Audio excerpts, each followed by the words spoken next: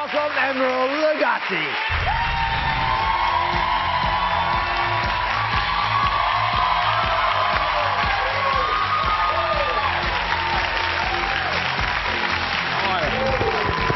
Good to see you. Come have a seat. All right. So much fun to have you. Delighted to be here. So, you know, I knew a little bit about your story. Yeah. But I spent a little time reading more about the things you've been through. Listen, it always seems on the outside like it's really simple and straightforward, and you become world famous and the best at what you do just because you're naturally inclined to. But a lot of what people go through in their difficult moments isn't all that visible. So you're around food all the time. You love the fatty Cajun food, which I love too. We all do.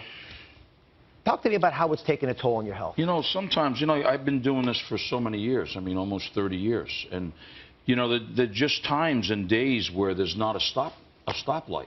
Mm-hmm. I mean, you're around it all the time, you know, and, you know, you're trying to think about health and think about, well, I have to do this in moderation. Julia Child used to tell me all the time, everything is good, but just do it in moderation. Yeah. And well, that's easier said than done, as you know. And so when you're constantly around it, I mean, you know, you go from breakfast to the office, and then you're having a pasta tasting, and then you're going to lunch, and then you're doing a pie tasting after that, and then you got television. It's just constant. So, you know, as much as you want to think, hey, I really need to grab a hold of this thing, and we all do that. But until you do something about it, that's the bottom line. You got to do something about it. So when did you first realize that you needed to take control of your health? A couple of years ago, you know, I had gone through the whole Katrina thing.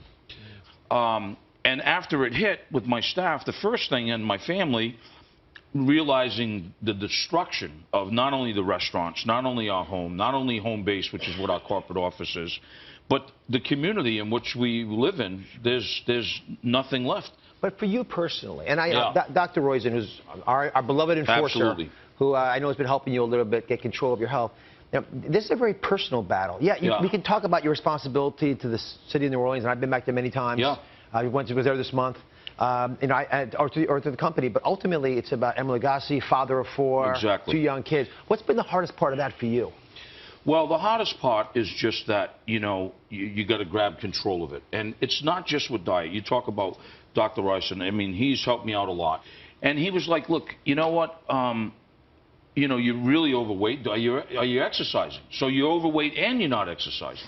Because there's a big balance about, you got to exercise. So that was the realization that not only do I have to just grab control, you know, and, you know, Doc, I got to tell you this. It's not that I've been with the soil and in touch with the soil for over 30 years. So it's not like not knowing about organic or eating good, or I know that.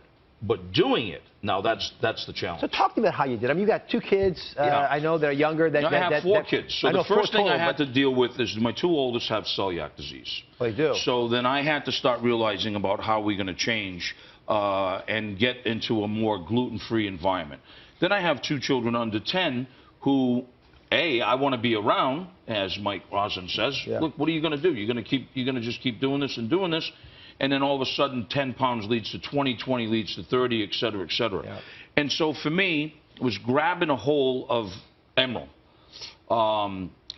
You know, I laughed when he gave me this pedometer.